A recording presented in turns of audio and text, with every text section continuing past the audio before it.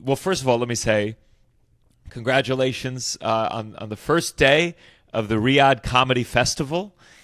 We have spoken about it, Russell and I. We auditioned for new faces freshly removed from their bodies, and we did not get it. Yeah. I was on hold as executioner, but I did not. They went. We while we may not be part of the lineup at the Riyadh Comedy Festival, a lot of friends of the pod, at least 4 by the last count. Is that true? Also, a lot of comedians who have not gotten back to us about being on our pod, and I guess we're not offering enough money. I guess I thought, maybe they don't like me. And no, it's just we got to give them. I think the numbers have been floated around 150,000 for a show, 375,000 for a show, 1.6 million I heard for a show. Russell, knowing that, speaking of 1.6 million, that's probably how much it costs for your dog's medical fees currently. What amount of money do you think we would have to get paid to do a Downside Live, to do a This Has Got to Stop in Saudi Arabia? What if everyone, it's all government submitted, so everyone is free speech? This has got to stop criticizing the government on Twitter. Yeah. Amen, brother. What are you thinking? Like, truly, in your heart of hearts, let's be honest with ourselves. Because we've done some crazy shit for money. What would it take? $5 million split between us, one Downside Live. Are you? And I say no. Are you coming to me and going, please, Gianmarco, please? Listen, I don't think so, because in this dream scenario, in this fantasy scenario, if they're that desperate for me to go there and do that, someone else will pay me a little less and I won't have to feel as icky about it. You know what I mean? Like, it's not like in right now, if you were like, it's either $5 million now or nothing ever in your life, that's harder to say no to. But I would have to be the rest of my life. I would have to talk about it in a shameful way. Like $50 million, $50 million, Russell. Listen, and you're getting $25 million for one Downside Live. You, $50 million. No, nothing. No, okay, nothing. And you know why? And it's not even a moral thing. It is. I am so delusional. I'm like, I'll get the 50 mil another way. Well, that's what I'm saying. I'm saying if they're offering that, then it's we're in a place where good things are happening, and we don't need. Also, because you're ultimately none of these people haven't gotten 1.6 million. If they're getting 1.6 million from this, they've gotten more from other things in the past. So let's talk about what we believe are the ethics, because it's very easy for me, of course, as someone who wasn't even offered. Yeah. But I confidently, I will say with confidence that if I was offered, let's say the low end, which is where I'd be at for sure with this banger of a lineup, if I was offered the low end of $80,000, which is what I heard some people were being offered for one show, I'm going to say right now with confidence, I would say no, and you don't even have to paint it in a moral, ethical way. I think my fan base would be pretty turned off. Yeah. And I would ultimately lose $80,000 in ticket sales. Yeah. So let's not even give me credit for it. I think 350, I still confident I'd say no. I would talk a lot about it. I would have moments when I felt that poke bowl I accidentally ordered to Helium Indianapolis while I'm in Buffalo and went, ooh, I could use that money right now. But some of these artists, you have so much money. Yeah. Sebastian Maniscalco, there's a line. Like let's at least establish a line. There's a line of like people who have so much money that I'm like, this is embarrassing that you're doing this. Yeah. It's disappointing, Bill Burr. It's very disappointing. I mean, it's disappointing. I mean, you know, if there's one comedian I've always admired, it is Andrew Schultz. And I gotta say, this feels like a surprising lack of character in this moment. I will say, in my mind, and you can judge me all you want for this. This is the most disappointing thing Louis C.K. has ever done. It's a bummer. I mean, listen, there's a number of people. Oh my God, there's a number of people on the list that it's a real big bummer. I mean, the irony is probably while he's in Saudi Arabia, this is probably the best behaved he'll ever be in a green room in his entire life.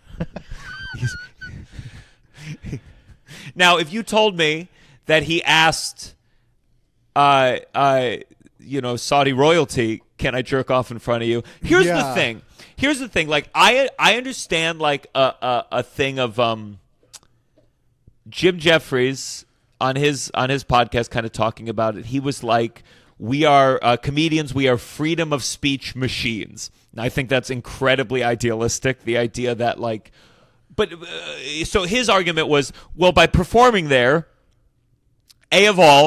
the overall argument that all entertainment is steeped in blood money, and if you perform on this, that, and the other, you're contributing to bad people getting money, which is kind of an overall nihilistic argument, which I think negates all morality, and then whatever. Yeah. But in his mind, there's an argument of like, okay, you're going to a place where there's even less freedom of speech than in America right now. Which we can revisit, the fact that America does not have this idealistic freedom of speech, as a lot of college students who protested Israel can attest to. But he goes like, by going there, you are challenging the system, you are making jokes, you are perhaps enacting change or inspiring people. Which, okay, let's grapple with that for a second.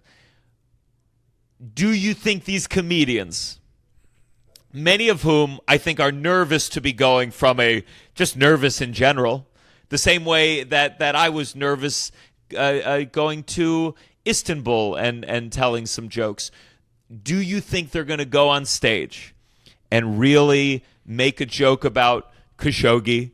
Do you think they're really going to go on stage and make a joke about slaves that are in Saudi Arabia? Do you think they're going to make a joke about the more recent journalist who was killed over a tweet that they said was incendiary? I don't think so. Yeah. Listen, I don't think so.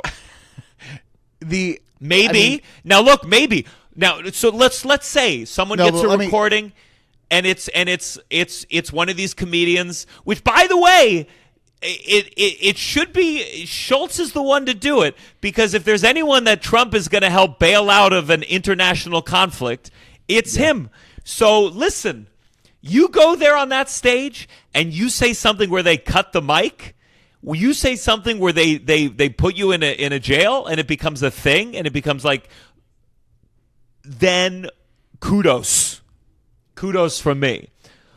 Yeah. My bet, no one's going to say anything even mildly incendiary. About the government.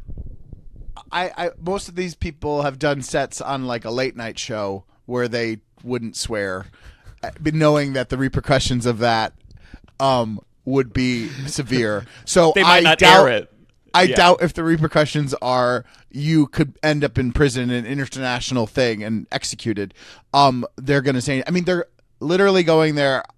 The people in charge have hired them to go there and be their little jester and make it seem like it's a normal, fine thing. So there's rules. No one's going to say anything. And some comedians, they've said that they weren't told that there were any rules, that they haven't been giving any no-go zones. Which, by the way, it does feel kind of crazy to flaunt for a group of people that don't have your freedoms to like make a joke that I got plenty of freedom going over there.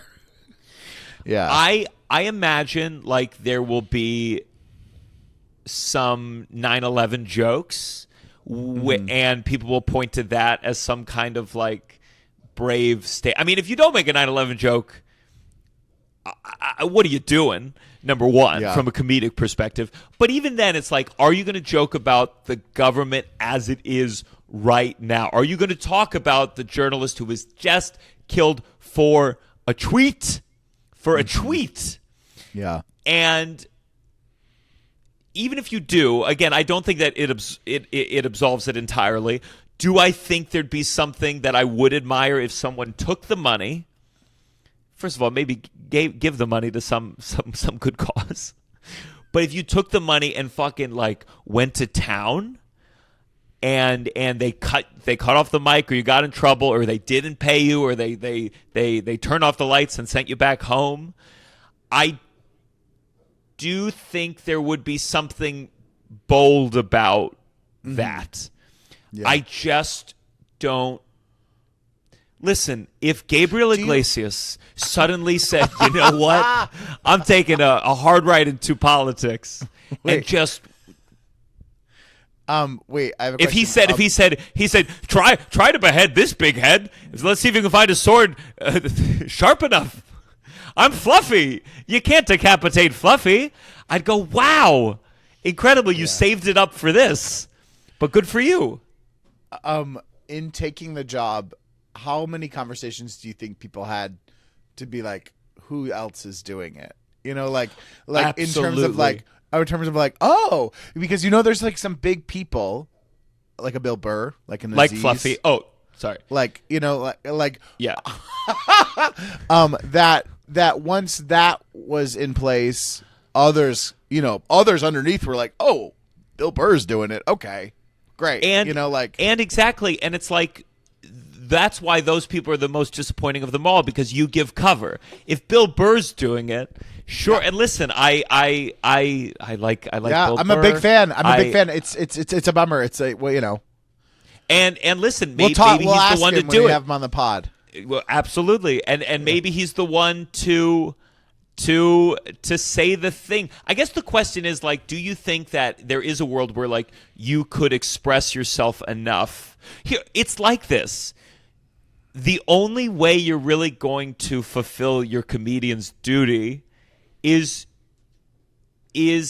saying something that they regret booking you.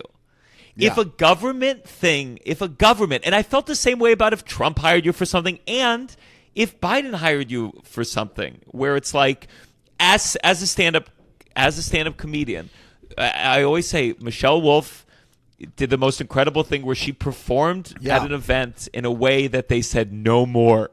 Yes, but that is done forever. It is done. And listen, if it's Riyadh Comedy Festival, this becomes a new annual festival. I think these comedians have failed to do their job as comedians. I am more open to hearing an argument of like, there's an indie comedy festival that the locals are producing, and you go like, I'm sharing my art in a space that maybe is more repressed.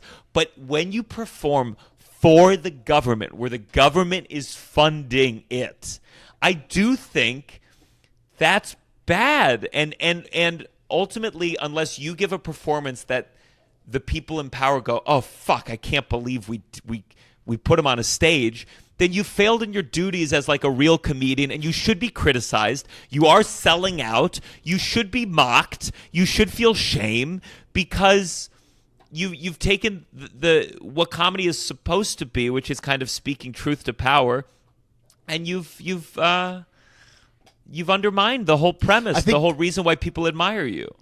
It's all heightened now too. Everything happening here, where it would be like if Trump was hiring a bunch of UK comics to come over and do something, we would be like, what the fuck? Like, and so we would have so much judgment on, why are you coming and doing this gig for this guy who's pulling back rights and threatening late night hosts and all sorts of things. And while, the literally killing journalists over there. So it's just the same thing of like, it feels so heightened right now to just see the real life example and be like, well, we would go apeshit if like we saw people coming over here to perform for Trump right now, as like an act of, making it seem normal and cool. And I'm not fully. I don't know. I'm grappling with the thing of like I don't want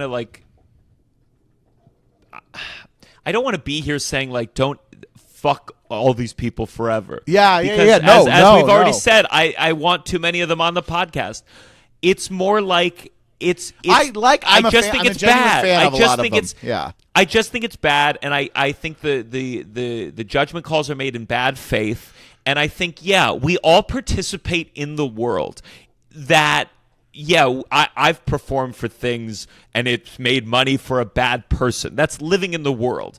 But the morality, if you believe in morality at all, which maybe we're getting to a place where I think more and more people are confronted with people's inconsistencies in their morality, and they're confronted by the horrors of the world. And I do think a reaction to seeing how many people are suffering every day can lead one to believe like, well, then what's the point of holding anyone accountable for anything? And I go, well, that's the dissolution of society, and you can be better. Things can be better. Yeah, it feels very nihilistic. The world can improve, and I don't think these people really believe in nihilism writ large. They're just selectively leaning into nihilism when it suits when it's financially benefits them. When it's financially beneficial. And I do think you can criticize, and I think some of these people should drop out.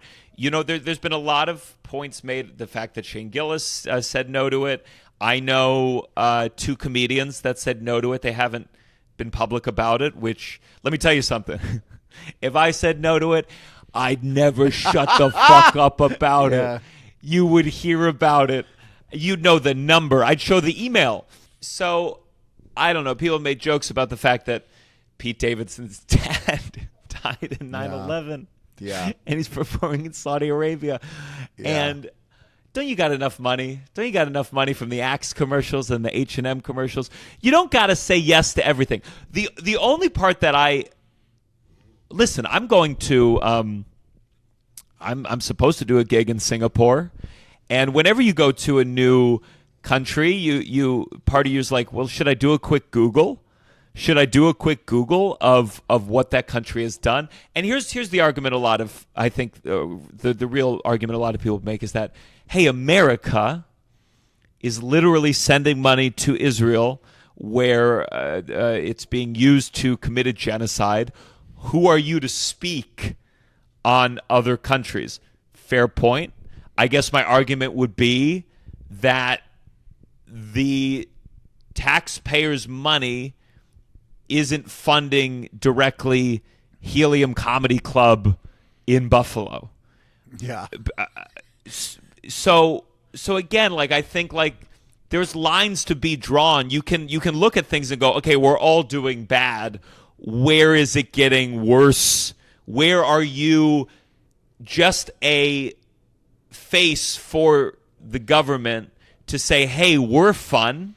That's the biggest problem, I think, with the comedy aspect of it, is it's like these comedians and their body of work, for the most part, is antithetical to the value system of Saudi Arabia. Again, this journalist killed for a tweet, or whether it's human rights abuses, and you are being used to give the impression on the global front that, hey, it's not that bad here. It's we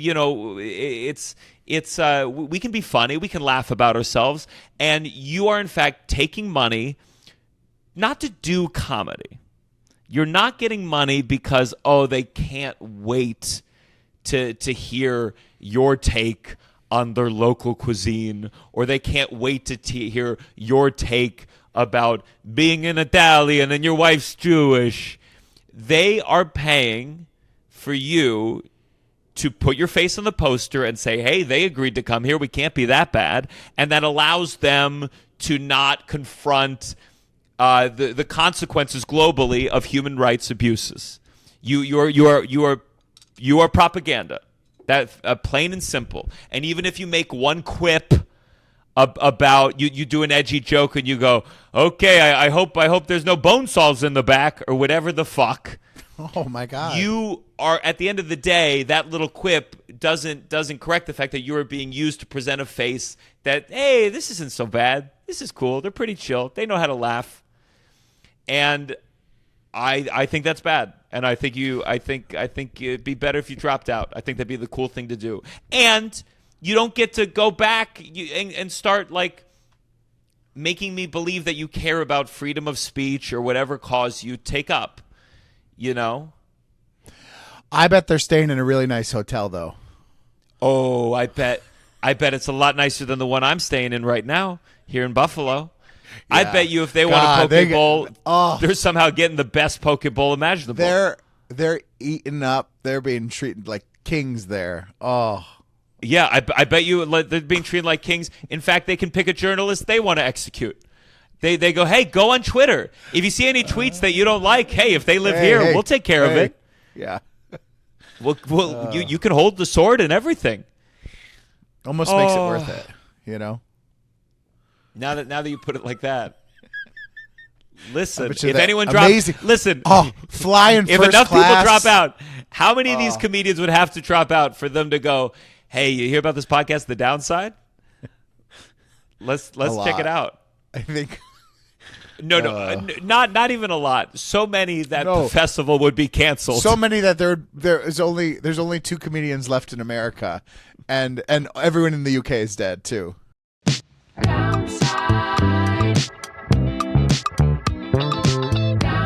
You're listening to The Downside. The Downside. With Gianmarco Soresi.